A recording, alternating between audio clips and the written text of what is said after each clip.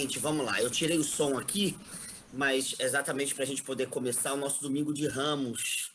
E eu estou aqui no controle, muitas entradas, fica entrando e saindo, tem que estar aqui prestando atenção. Muitos rostos bonitos, agradáveis, sobretudo do nosso convidado, nosso grande amigo, que vai trazer a palavra hoje, do dia das hosanas, do dia do jumentinho, do dia de uma entrada triunfal paradoxal em Jerusalém, e assim por diante.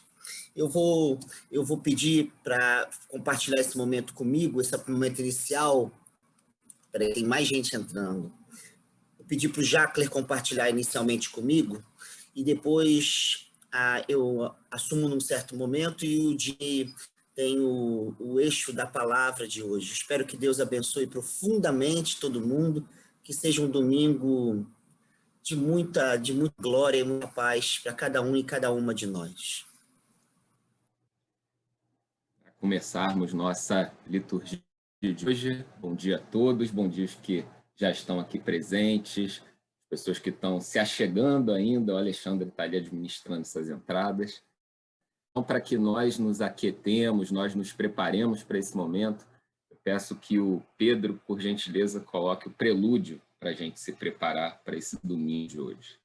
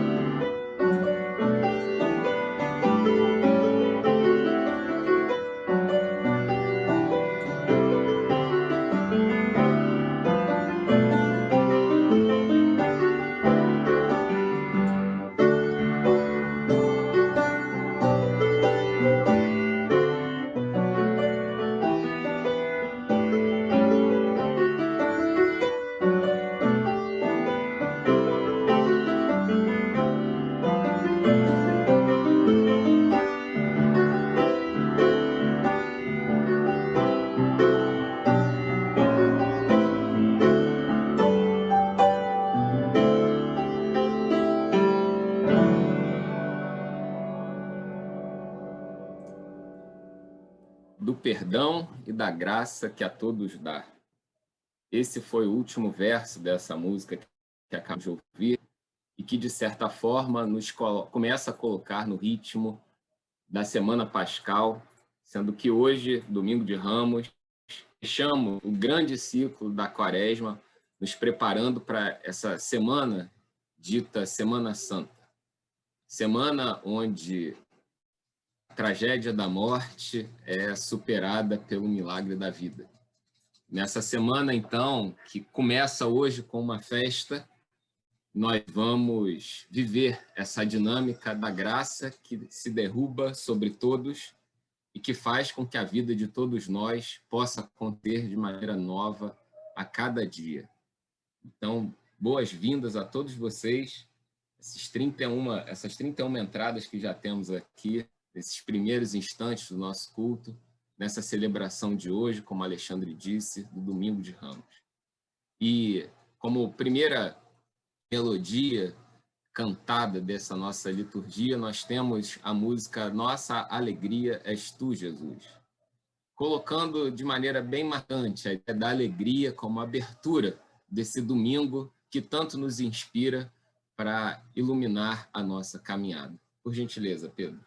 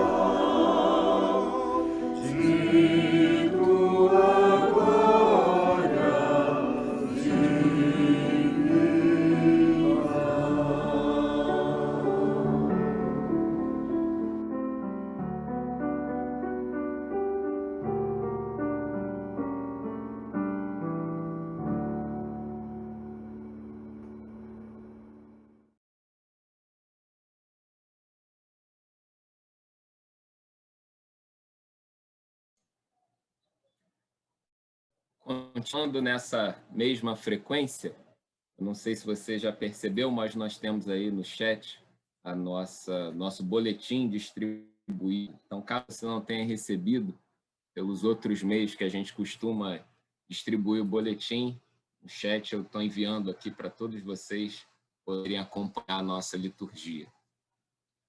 Temos diante de nós agora duas palavras, dois conjuntos de textos, um conjunto de textos que nos provoca a pensar um pouco sobre esse Domingo de Ramos. Um texto da Clarice Lispector, com toda a sua mística da literatura brasileira, e outro de Khalil Gibran. Os textos dizem assim: que ninguém se engane, só se consegue a simplicidade através de muito trabalho, disse Clarice Lispector. E o segundo: simplicidade é o último degrau da sabedoria, de Khalil Gibran. Nesse Domingo de Ramos, nós somos focados a pensar que Jesus é esse que nós seguimos. É o Jesus que caminha no meio do povo. Esse povo com muitas expectativas, com suas dores diárias, com sua vontade de festejar, embora muitas vezes o que sofre no dia a dia acaba apenas provocando dores e sentimento de tristeza, mas há uma vontade interna de festejar. E no meio dessa festa passa o Cristo. Passa o Cristo não cheio de um esplendor de glória, mas o Cristo simples. O Cristo com um cheiro de gente, que é especificamente o Cristo do Evangelho de Marcos. O Cristo que, na sua simplicidade, demonstra sabedoria. O Cristo que não se vangloria, mas o Cristo que caminha. Esse Cristo, desse Domingo de Ramos, que não passa pelo povo num grande cavalo branco, uma armadura dourada, com um manto vermelho ou branco e uma coroa sobre a cabeça, não, mas o Cristo que passa no meio do povo, com a linguagem do povo, com o dia a dia do povo, um jumentinho, e as pessoas se reinventam para celebrar esse Cristo. Colocam diante dele suas roupas, seus ramos, colhidos seu trabalho, querendo festejar a vida junto desse Cristo.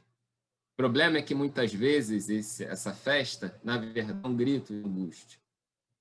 Esse Hosana, que tantas vezes nós cantamos e falamos por ocasião do Domingo de Ramos, no fundo ele pode significar também um tenha misericórdia de nós, um salva-nos, vendo em Cristo uma espécie de tábua de salvação.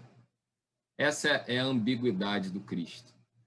Acaba sendo uma festa, mas uma festa para a graça, uma festa para a salvação. E por isso nós continuamos cantando uma música do nosso cancioneiro, cantada de maneira especial para esse domingo, pelo nosso bardo Eurico Marchon, nosso querido amigo, Mantos e Palmas, do nosso cancioneiro, uma versão nova adaptada pelo Eurico para esse domingo em especial. Mantos e Palmas.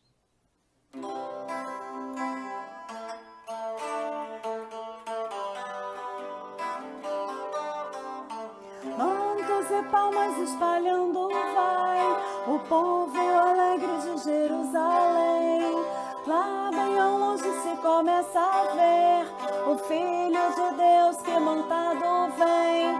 Enquanto mil vozes ressoam por aí, Bendito que vem em nome do Senhor, com um alento de grande exclamação, prorrompem em voz triunfal. Hosana, Hosana ao Rei, Hosana, Hosana ao Rei. Todos na estrada de poderemos cantar a Jesus Cristo que virá outra vez para levar-nos ao eterno lar. Enquanto mil vozes ressoam por aí, Bendito que vem em nome do Senhor, com alento de grande exclamação, prorrompem em voz triunfal. Hosana ao Rei, Hosana ao Rei, Hosana, Hosana ao Rei.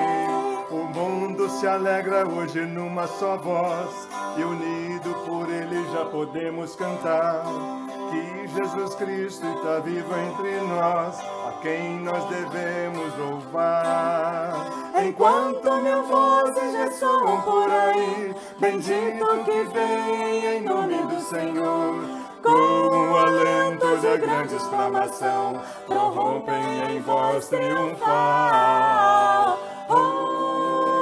Hosana, Hosana ao Rei, Hosana, Hosana ao Rei, Hosana, Hosana ao Rei.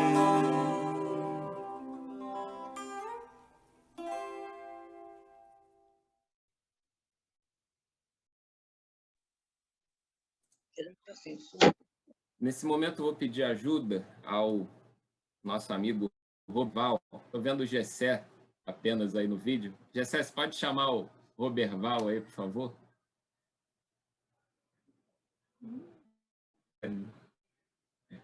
Pode não, Roberval.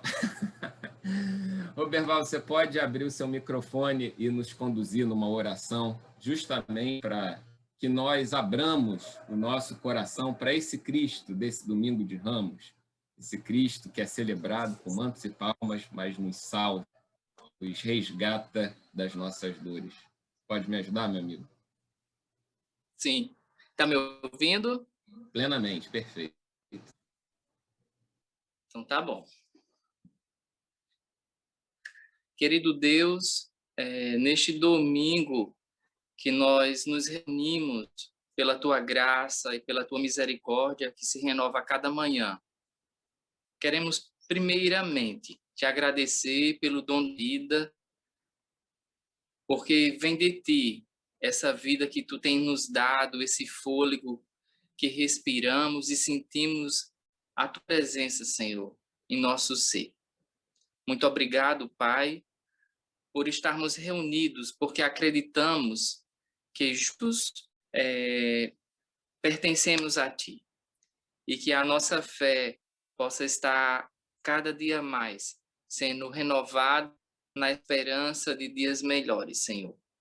Nos ajuda, nos conduz nesse dia que celebramos o Deus humanizado, o Teu Filho Jesus de Nazaré, que caminhou aqui nesse chão empoeirado da vida e nos ensinou que o sentido da caminhada, da existência, da peregrinação, é essa comunhão, é esse encontro um com os outros, de mãos dadas, na compaixão, no olhar solidário, nas ações práticas da vida de amor e de misericórdia. Coloque em nossos corações, Senhor, esse sentimento, esse desejo de nos deslocarmos em compaixão em direção aos outros que estão necessitados de muitas coisas, de uma escuta, de um abraço, necessitados de uma presença e de um afeto, e também do alimento, como nós temos acompanhado, Senhor, nas nossas cidades, quantas pessoas hoje estão sem alimentos nas suas mesas. Em nome desse amor, em nome dessa solidariedade, dessa compaixão, move os nossos corações em direção, Senhor, dos nossos irmãos que sofrem neste dia, Senhor, porque é aí que vamos nos conectar com esse Cristo humanizado, com Jesus de Nazaré, que caminhou entre nós e habita em nossos corações. Conduz a nossa celebração neste domingo É o que te peço, Senhor, em nome de Jesus, teu Filho. Amém. Amém. Obrigado, Roberval, pela sua participação, pela sua oração tão inspiradora. Antes de passar a palavra para o nosso mensageiro dessa manhã, nós vamos ler juntos o texto do Evangelho separado para esse domingo, texto que se encontra no Evangelho de Marcos, capítulo 11, versículos de 1 a 11. Evangelho de Marcos, é o evangelho desse ano no calendário litúrgico, segundo evangelho do Novo Testamento, do Segundo Testamento. Evangelho de Marcos, capítulo 11, versículos de 1 a 11. Eu lerei o texto aqui enquanto vocês me acompanham na leitura ou na audição. Diz assim o texto bíblico. Quando Jesus e os discípulos estavam chegando a Jerusalém, foram até o Monte das Oliveiras, que fica perto dos povoados de Betfagé e Betânia.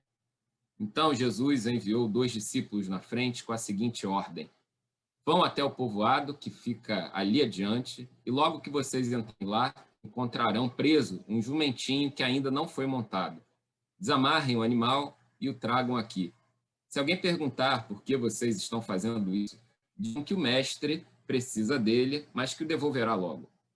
Eles foram e acharam um jumentinho na rua, amarrado perto da porta de uma casa. Quando estavam desamarrando o animal, algumas pessoas que ali estavam perguntaram: o que vocês estão fazendo? Por que estão desamarrando esse jumentinho?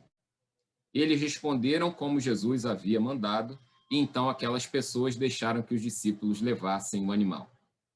Eles levaram o jumentinho a Jesus e puseram as suas capas sobre ele. Em seguida, Jesus o montou. Muitas pessoas estenderam as suas capas no caminho e outras espalharam no caminho ramos que tinham cortado nos campos. Tanto os que iam na frente como os que vinham o seguindo começaram a gritar: Hosana a Deus! Que Deus abençoe aquele que vem em nome do Senhor. Que Deus abençoe o reino de Davi, o nosso pai. O reino está vindo. Hosana a Deus nas alturas do céu.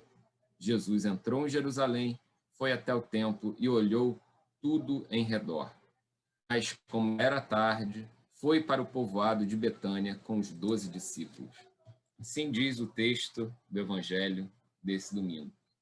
Nesse momento, então, passo a palavra ao nosso amigo de longa data, Jimmy Sudário Cabral, mais um membro dessa ilustre família Cabral, onde nós temos de um lado Alexandre e o Jimmy, e ele vai ser o nosso inspirador dessa manhã, professor na Universidade Federal de Juiz de Fora, Departamento de Ciências da Religião, com muita experiência no manejo do texto bíblico, das suas áreas de pesquisa na filosofia e tudo mais. Bom, certamente será um momento bastante inspirador para a gente nessa manhã. Então, Jimmy, por gentileza, assuma o púlpito aqui, esse púlpito digital, o palco é todo seu. Obrigado pela sua presença, meu amigo.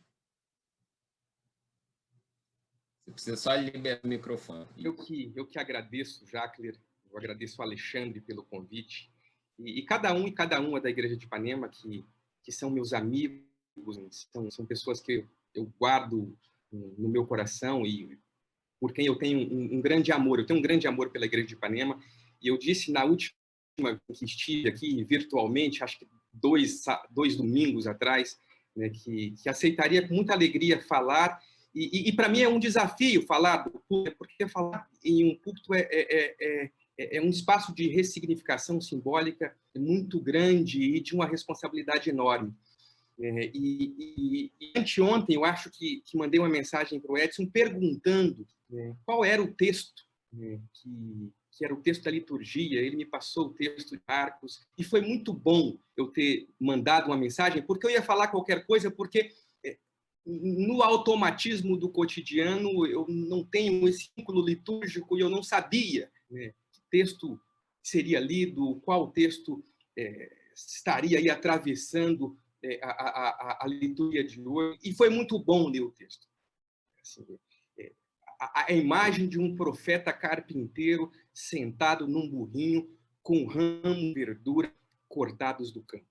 Essa é uma tradução dos evangelhos que saiu pela Companhia das Letras, eu tive o interesse de ler o Evangelho de Marcos por ele mesmo ontem à noite, para tentar visualizar o que significa esse burrinho, esse carpinteiro enlouquecido. O Evangelho de Marcos é o único que diz que Jesus é um carpinteiro e que ele enlouqueceu. Tive essa descoberta ontem. Esses ramos de verdura, né, nascem das mãos de trabalhadores, de camponeses, de pescadores, de um fim de mundo, né, que era a Palestina nos tempos de Jesus. Já há uns 10 anos, eu acho que mais, há uns 10 anos eu não lia os evangelhos. Eu me esforcei para fazer uma leitura na qual os restos de piedade que ainda moram em mim, ou seja, não fizessem se valer, ou seja, mais do que o texto quer ou pode mostrar.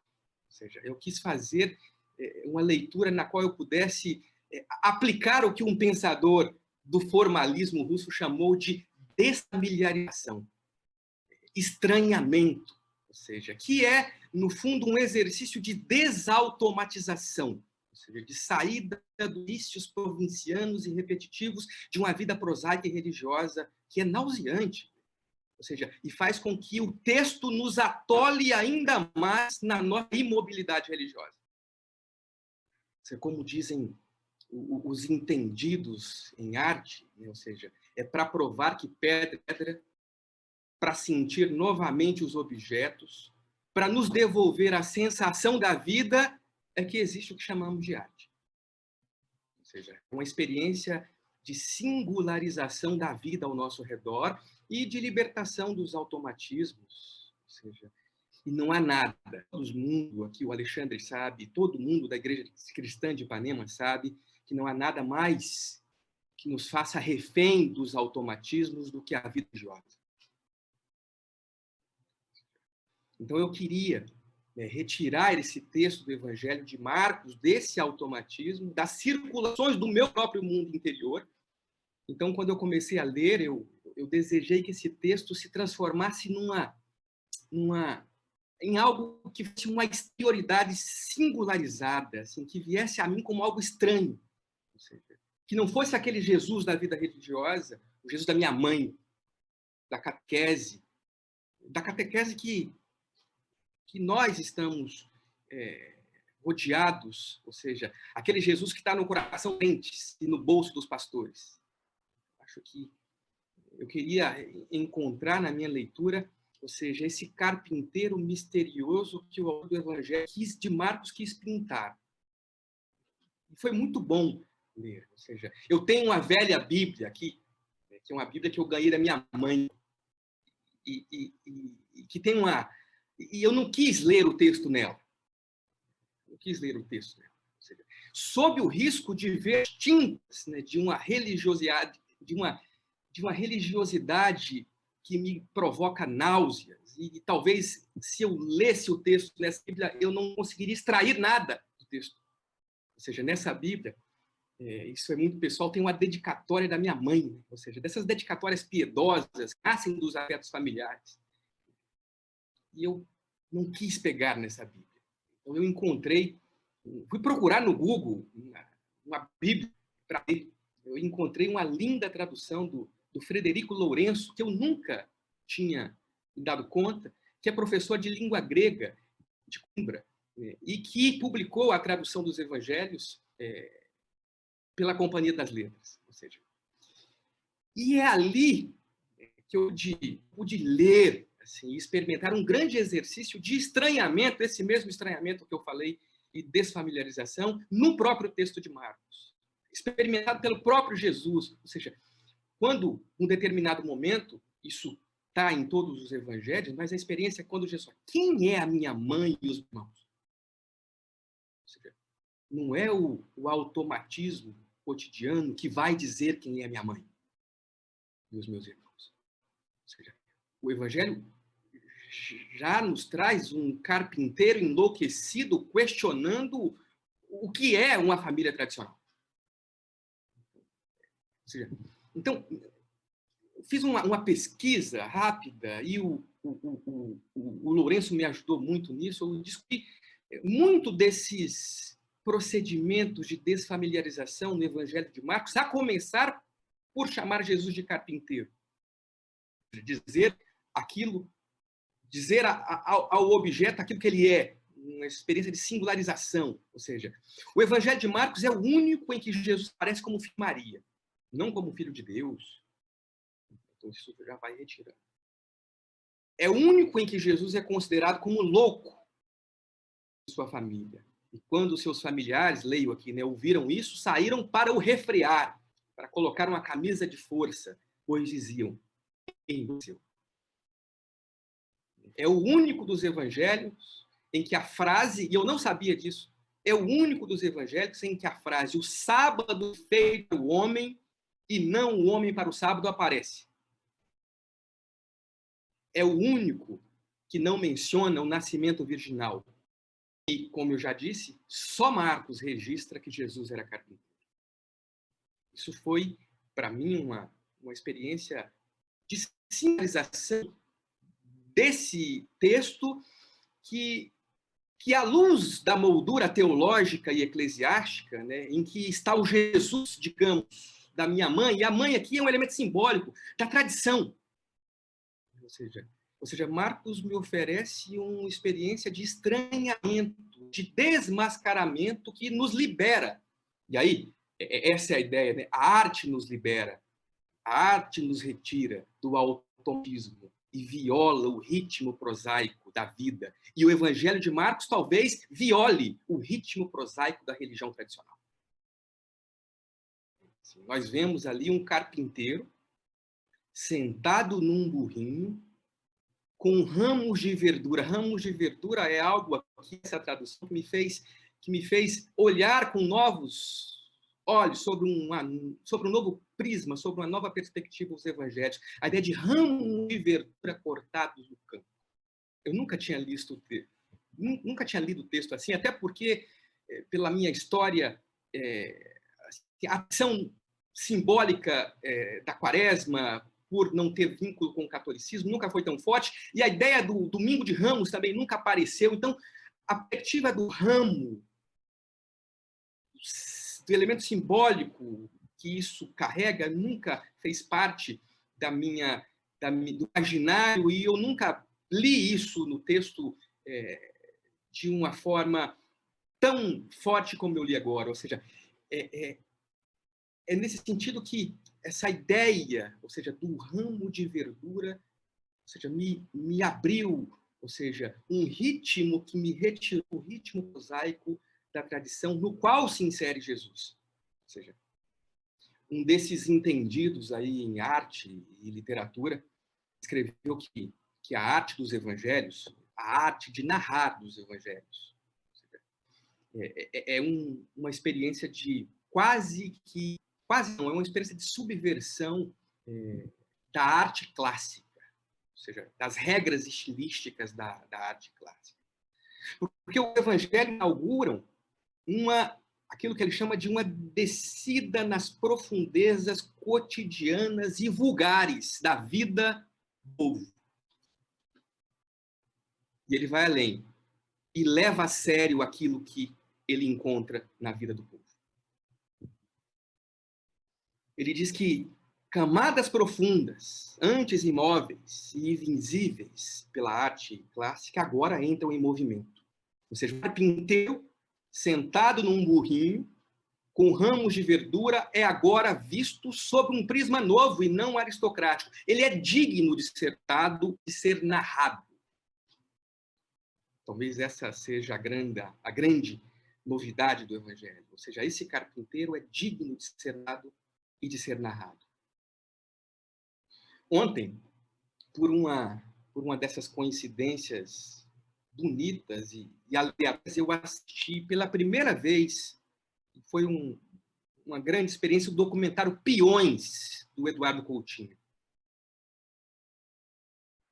no qual a voz, o suor, o cigarro, a força iconoclasta dos operários do ABC se fazem ver e valer. Os ramos de verdura da cozinha que alimentam e alimentaram os peões do sindicato se fazem valer, ou seja, e fazem aparecer as camadas desse Brasil profundo. antes invisíveis e imóveis, ou seja, eles entram em movimento numa evolução e passam a ser vistos. Eu fico imaginando aqueles bandoleiros, pescadores, mulheres percorrendo a Galiléia em direção a Jerusalém, fiados na performance iconoclasta de um carpinteiro que começou a curar, entender e ser entendido pelos pobres. O texto Marcos é um movimento de subversão de um carpinteiro em cima de um burrinho que vai desfazendo as performances religiosas dos sacerdotes de Jerusalém, a quebra do jejum. Foi bom ler todo o livro de Marcos, né? É um movimento, a quebra do jejum, a relativização do sábado. Não há nada absoluto que não possa ser profanado. Como é difícil aos que têm dinheiro entrar no reino dos céus. Dinheiro, né? Esse princípio mistificado da vida. Sabeis que os considerados príncipes são prepotentes e abusam do poder, e assim não será com vocês. Tomai cuidado com os fariseus que exibem vestes longas, ocupam os primeiros lugares da sinagoga, devoram as casas das viúvas e, por causa das aparências, rezam longamente. É como se tivesse um movimento de iconoclasmo que vai colocando em suspensão todas essas performances religiosas. Essa semana o Edson me mostrou um vídeo no WhatsApp de um pastor presbiteriano ou batista, tudo igual, essa corja, orando não, repetindo do lado do Bolsonaro palavras em hebraico. Ou seja, se há um estigma, se há uma caricatura daquilo que Marcos quis imprimir na palavra fariseu, respeitando a grandeza dessa palavra e dos fariseus na tradição judaica, essa caricatura pode ser aplicada a essa corja que invadiu o Brasil e o Planalto e assola cada um de nós hoje. Essa performance religiosa que nos cabe a cada dia subverter.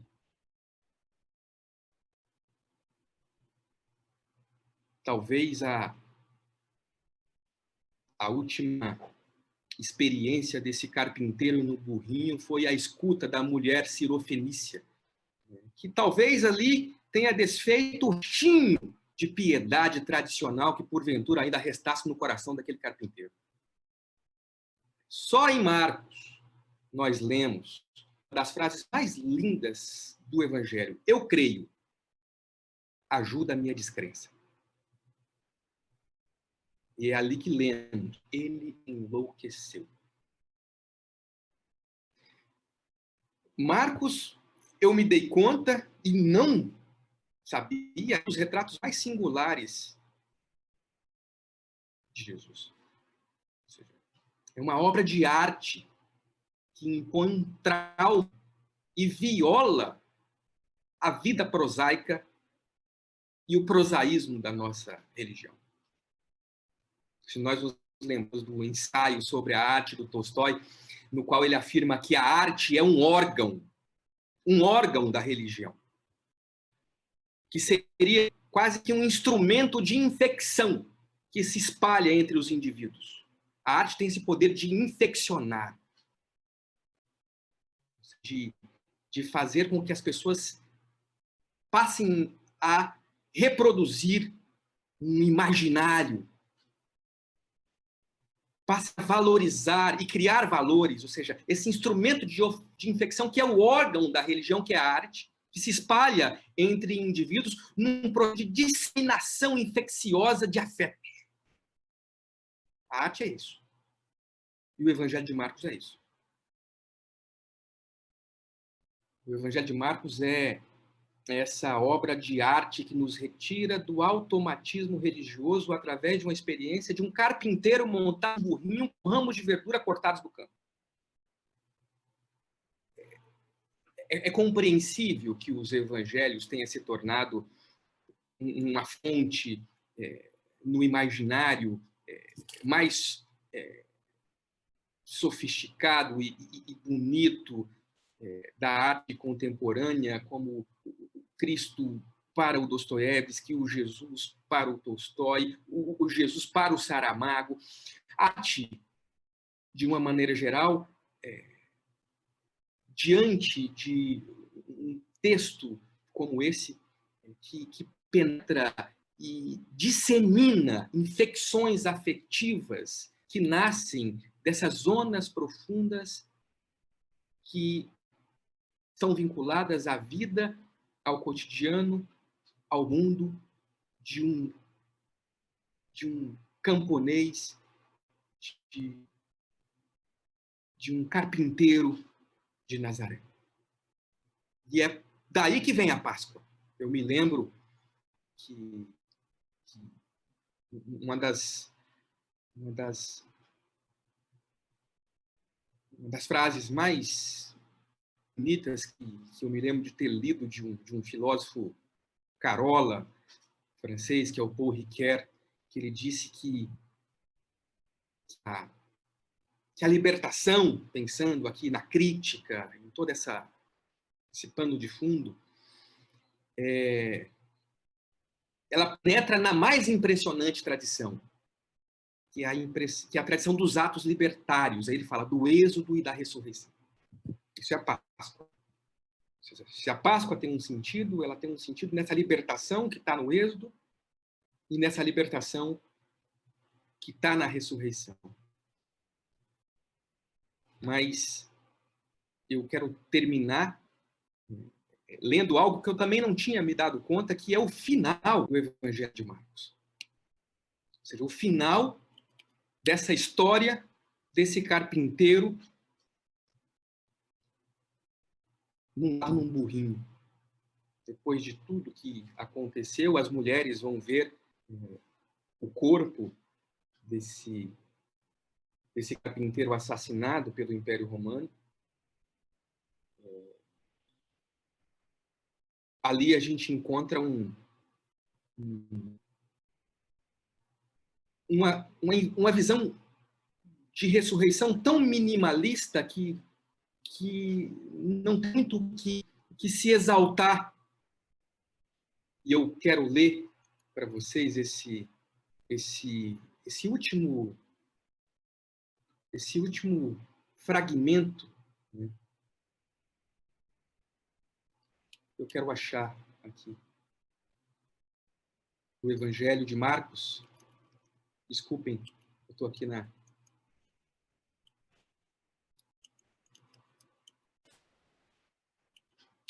das mulheres no sepulcro, que o anjo diz, né, não vos assusteis, é Jesus, o Nazareno, que procurava crucificar, ressuscitou. Não está aqui. Vede o lugar onde o depuseram.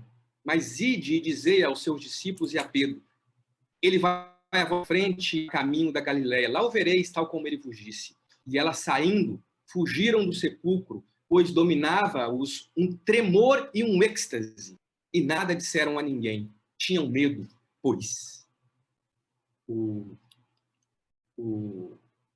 tradutor do Evangelho de Marcos, que eu estou me referindo, ele diz que como um livro pode terminar com pois? Será que se perdeu o último desfecho do Evangelho de Marcos? É tão pobre assim os sinais de ressurreição?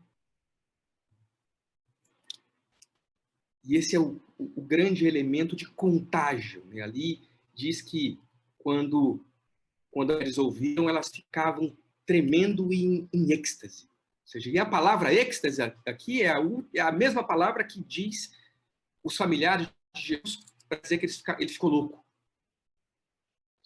Essa experiência de saída de si, de transe, que dissemina-se e vai infeccionar afetivamente a vida dessas mulheres,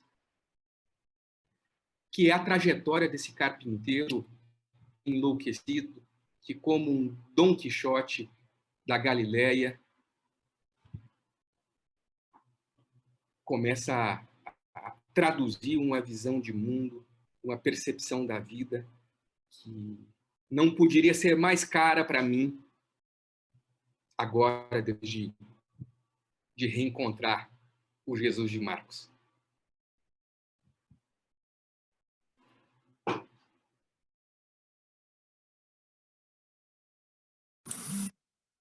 Obrigado, Dini. Coisa linda, hein?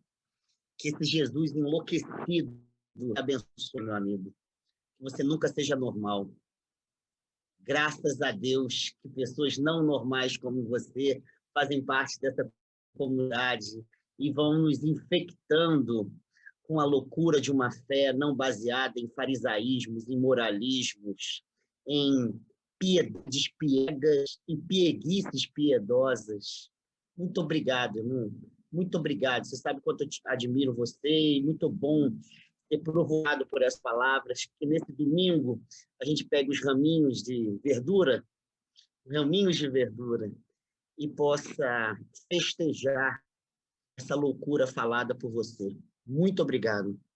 Nós vamos ouvir agora Inário Evangélico 26, Hosana nas alturas.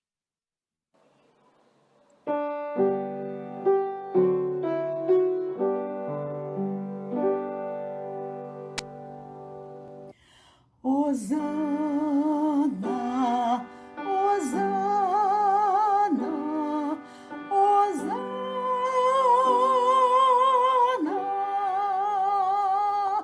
Hosana ao filho de Davi, Hosana ao grande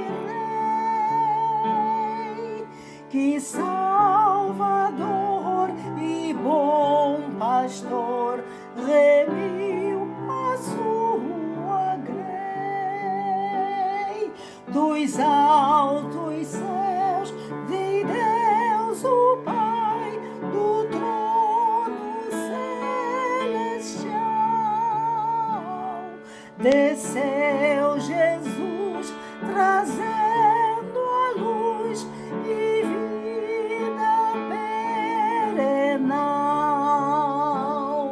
Hosana ao filho de Davi, Hosana nas alturas.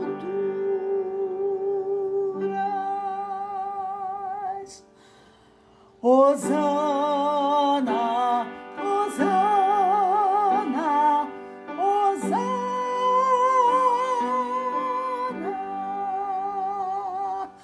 Hosana ao filho de Davi, Hosana ao Redentor. Com gratidão meu coração te cantará louvor.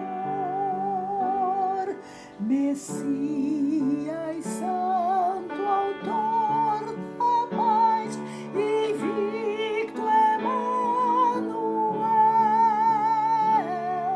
meu rei, meu Deus, Senhor dos céus, a ti serei fiel. Hosana ao filho de Davi, Hosana nas alturas.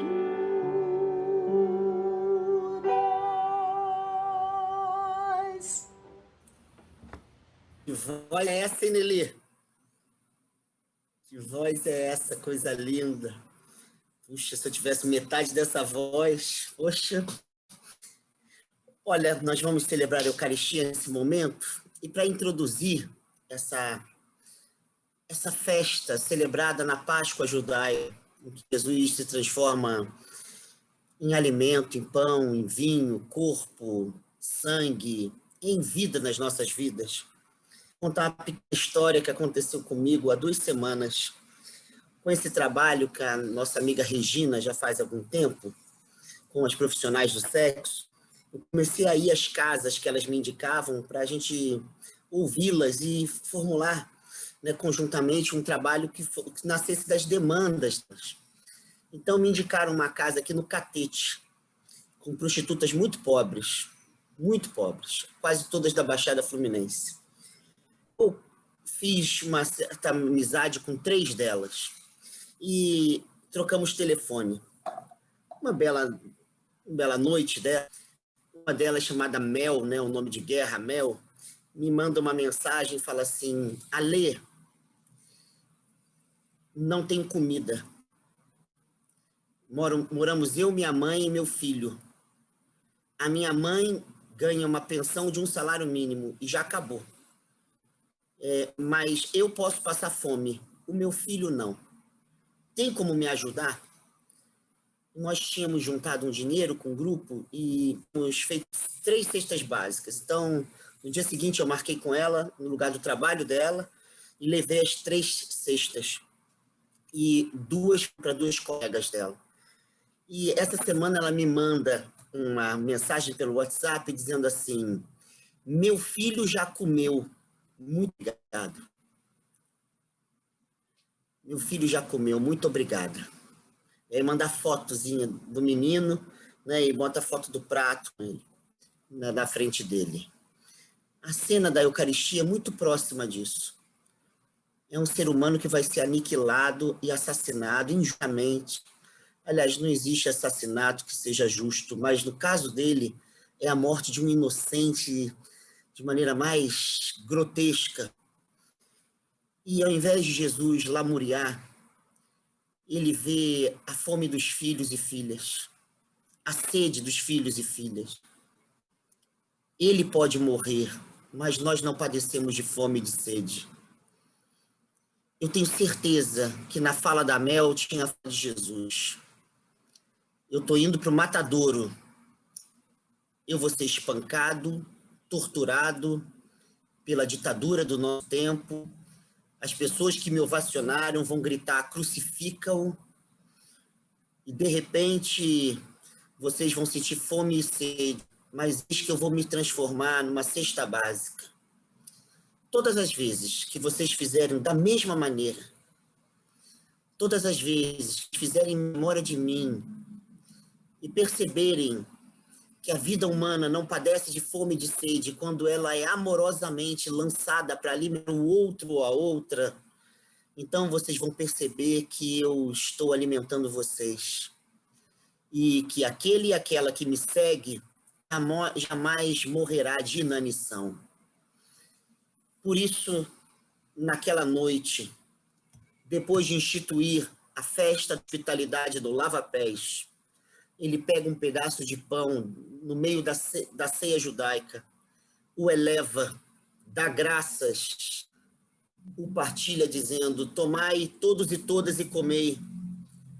Isso aqui é o meu corpo, é o arroz, é o feijão, é o ovo frito, é o bife, que será entregue para todas e todos vocês. De modo semelhante, eleva um cálice com vinho e diz: tomai e bebei. Isto é o meu sangue, o sangue de uma aliança, de um casamento que é eterno. Esse sangue, ele será jorrado porque eu serei assassinado. Mas ele tem sabor de vinho, ele tem sabor de Coca-Cola, de Guaraná, de suco de uva. Ele tem sabor daquilo que mata a sede na mesa dos famintos e das famintas. Fazei isto em memória de mim. Alimentem-se, nutram-se uns com os outros, umas com as outras. Jamais vocês padecerão de sede e de fome. Oremos a oração que Jesus nos ensinou, dizendo: Pai nosso que estais nos céus, santificado seja o teu nome. Venha o teu reino e seja feita a tua vontade, assim na terra como no céu. O pão nosso de cada dia nos dá hoje. E perdoa as nossas dívidas, assim como nós perdoamos aos nossos devedores. Não nos deixes cair em tentação, mas livra-nos do mal, porque teu é o reino do amor, o reino da saciedade, o reino da paz, o poder de libertar a vida das estruturas da morte, o poder de amar, o poder de aceitar, o poder de acolher, o poder de abraçar, o poder de beijar, o poder de ser de outro modo, o poder de ser enlouquecido, enlouquecida numa sociedade onde a normalidade mata. E a glória da vida cheia de vida, da vida plena de si mesma. Amém. Vamos tomar e comer. Tomar e beber.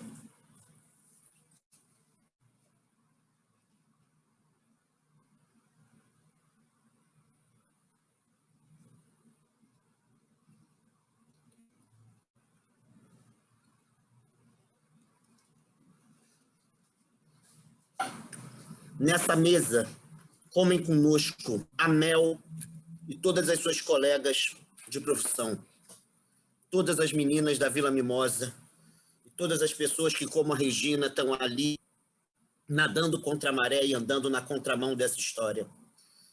Comem conosco pessoas como o Márcio, que está com febre, com tosse, com sintomas de Covid, ao lado do aeroporto Santos Dumont, em cima de uma de papelão, com um bom currículo no bolso, mas sem casa para morar. Conosco comem os familiares das mais de 300 mil pessoas destruídas pela Covid, que choram, revoltadas, choram, e pedem justiça, e clamam por salvação e cura. Conosco estão as mulheres violadas numa cultura do estupro, assim como homens e mulheres, negros e negras, que continuam a padecer nos dos países que mais matam, motivados por racismo. Conosco estão as pessoas das comunidades LGBTQIA+, no país que mais mata transgêneros e homossexuais do planeta. Essas pessoas não vão padecer de fome e de sede, porque na mesa da ICI, ninguém ficará de fora. Amém. Continuar, já quase terminando nossa celebração, e vamos ouvir uma versão do Gente Humilde, está no Cancioneiro 96, que unem muitas pessoas: Chico Buarque, Tom Jobim, Vinícius de Moraes, o grande mestre Jonas Rezende e aqui o nosso amigo Alexandre Berrelde. Todos participaram da confecção dessa poesia.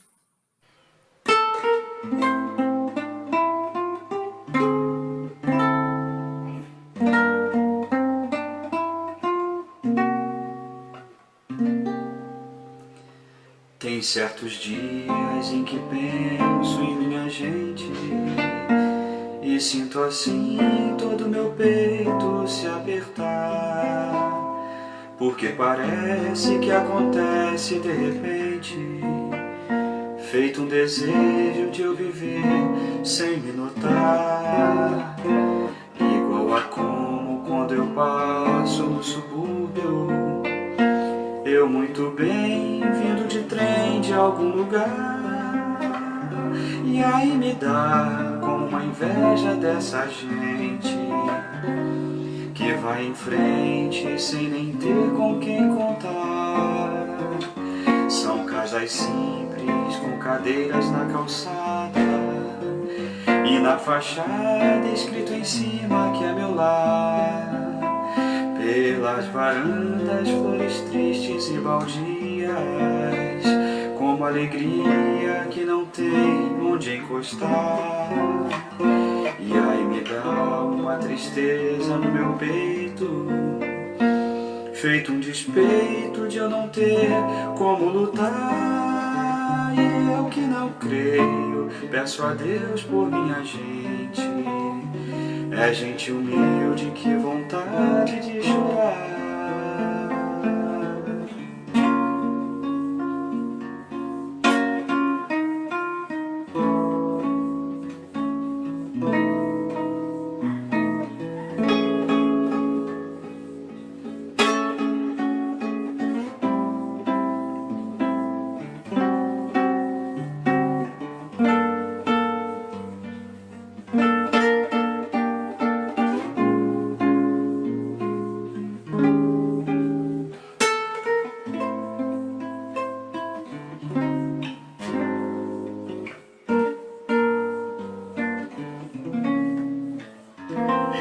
conhecemos, revisando a nossa vida, as alegrias que hoje explodem dentro em nós, a realidade de quem toda dura lida. Temos certeza de que nunca estamos sós. O nosso Deus é Pai de toda a providência, e o sim divino sempre anula os nossos nãos. Quem for cristão tem como herança a consciência de ser guiado pelas poderosas mãos.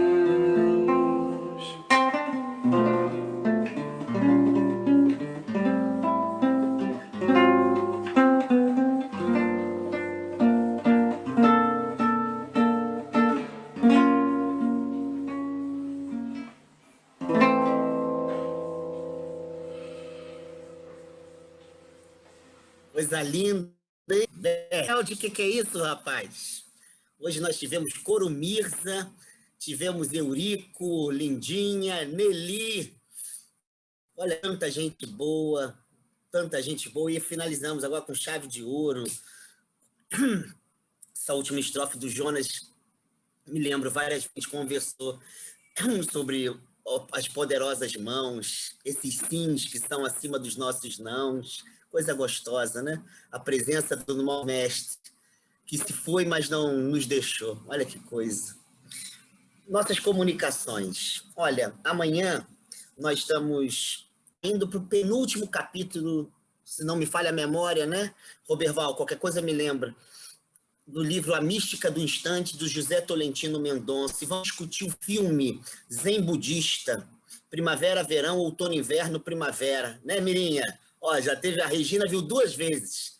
Amanhã a gente vai bater um papo, um filme espetacular, cheio de desafios, né? Então é o nosso estudo na classe Poutilhas. Vai ser o filme e o penúltimo capítulo do livro. Nós estamos tendo as reuniões das quartas-feiras organizadas, né, pelo Vitão. Graças a Deus tem acontecido, e a comunidade se orando por si, pelos outros, chorando, celebrando e se fortalecendo nas orações. E o nosso culto aqui, às 11 horas, todos os domingos. Semana que vem, culto de Páscoa. Vamos tentar celebrar a vitória da vida, a vitória da vida. Olha, a quantidade de aniversariantes dessa semana é tão grande que eu vou pedir para que no final as pessoas, eu sei que tem algumas que estão aqui, se manifestem para a gente agradecer, orar, pedir, ouvir, né, por essas vidas. Então, como são muitas, eu vou ler um pouquinho rápido. 21, Marisa Rocha Oliveira. 29, Antônio Fernandes, Elizabeth Vieira, Marcos da Silva Andrade, Simone Amaral. Dia 30, Felipe Kovac. Dia 1º, Heloísa de Moura Figueiredo, Miriam Guimarães Teixeira e Thalita Caetano. Dia 2, Elizabeth Simões, Marta Martins e Vitor Santos. Dia 3, Lorena Moura e Ricardo Sarmento Costa. Quem, ou como se diz em espanhol, quienes, quem ou quens estão aí?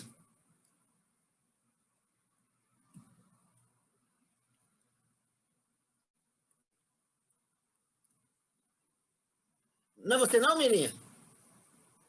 É você, Mirinha, pô. Eu falei, caramba, você vai me confundir? Você tá aí, Mirinha, claro? Quem mais? Quem mais que eu citei aqui? Ou que não está aqui, acho que é aniversaria essa semana.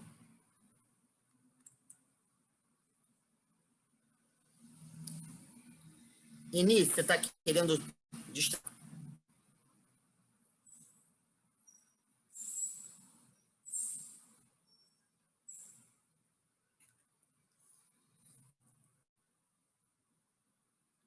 Conseguiu? Espera aí. Estou tentando aqui te ajudar a destravar.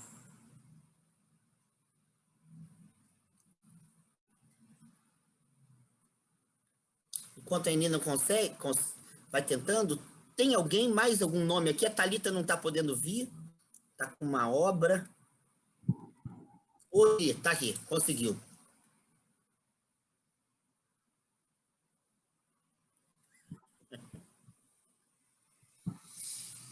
Eni, a gente está te ouvindo. Você ia falar? Foi destravado aí.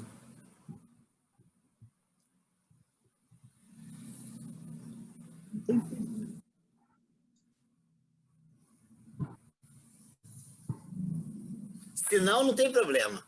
Mirinha, você pode destravar, por favor, o seu áudio? Pronto, tá me ouvindo?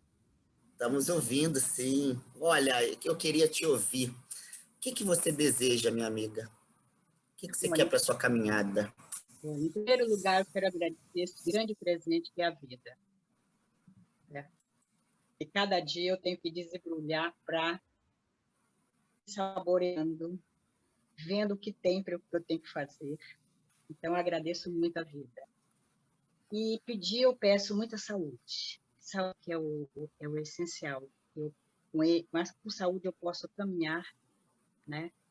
Quero também pedir sabedoria para enfrentar a vida, né? Com todas os percalços da vida, tem que ter muita sabedoria. E também me ajuda muito para que eu possa sempre estender a mão para o meu semelhante, através de uma palavra, através de um abraço, através de uma música, através do ouvir, através do alimento. Alimentar essas pessoas. Elas precisam, elas estão com fome, e a fome tem pressa. Então, peço a Deus muita sabedoria e muita saúde.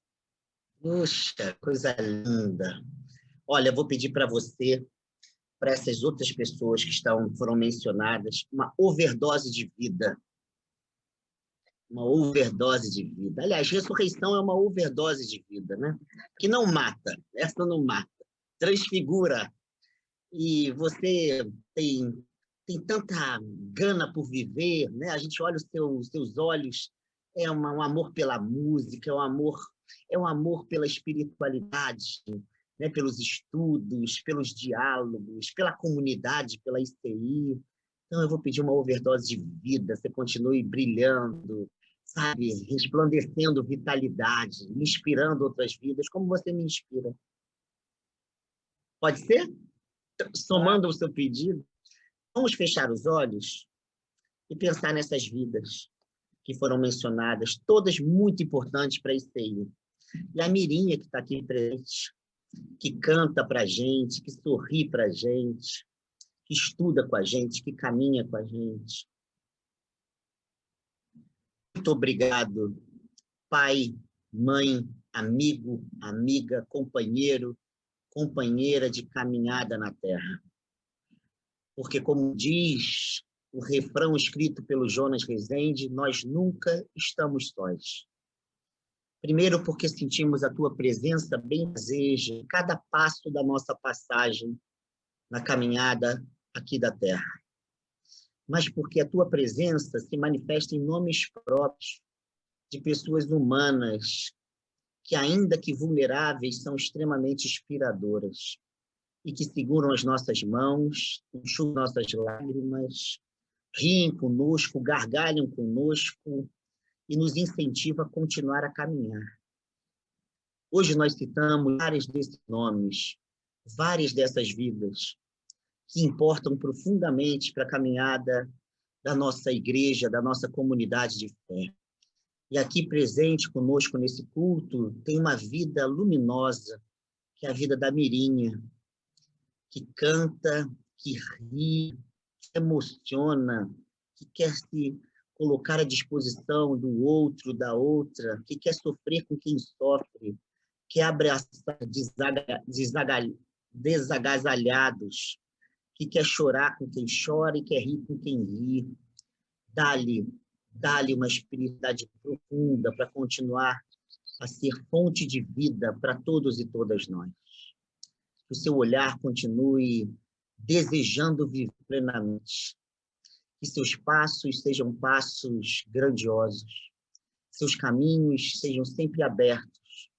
E que ela continue a festejar a vida na caminhada dessa comunidade que tanto amamos. É o que todos e todas nós te pedimos, em nome de Cristo Jesus. Amém. Amém. Parabéns, Tinha. A Claudinha vai tocar.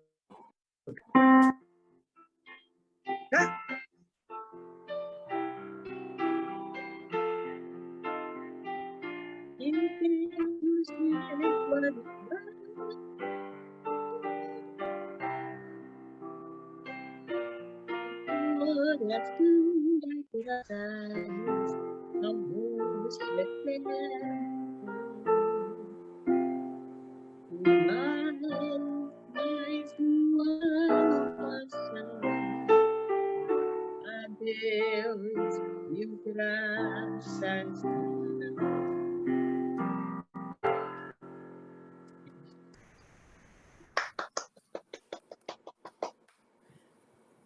Parabéns, Mirinha! Parabéns, parabéns, parabéns. Oh, meu Deus. Obrigada.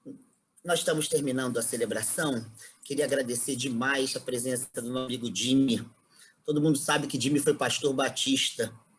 E ainda bem que essa loucura, ele é extremamente louco. Às vezes eu olho para ele e falo, poxa, ainda bem que tem alguém que está à minha frente nesse quesito aí.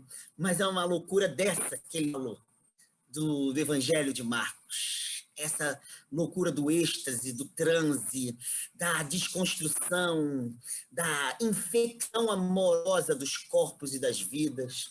E hoje ele está aqui com a gente. Eu tenho certeza que a gente sentiu que hoje ele é muito mais pastor onde ele está do que se ele estivesse numa comunidade com todos os ritos e todas as roupas e todas as maneiras tradicionais de procedimento dentro de uma igreja. Então, Jimmy, é um privilégio te ouvir. Você sabe o quanto eu te admiro e te amo. Eu gostaria que você estivesse muito mais vezes conosco na ICI. As pessoas gostam muito de você. Você é uma pessoa agradabilíssima e muito conhecedora, muito inteligente, muito estudiosa e tem muito a nos acrescentar. Foi um domingo de Ramos muito bonito ouvindo as suas palavras. Então, meu irmão, além da gratidão, peço que você nos abençoe finalizando esse culto. Pode ser? Claro. Que o Senhor te abençoe e te guarde. O Senhor faça resplandecer o seu rosto sobre ti e tenha misericórdia de ti. O Senhor sobre ti te dê a paz.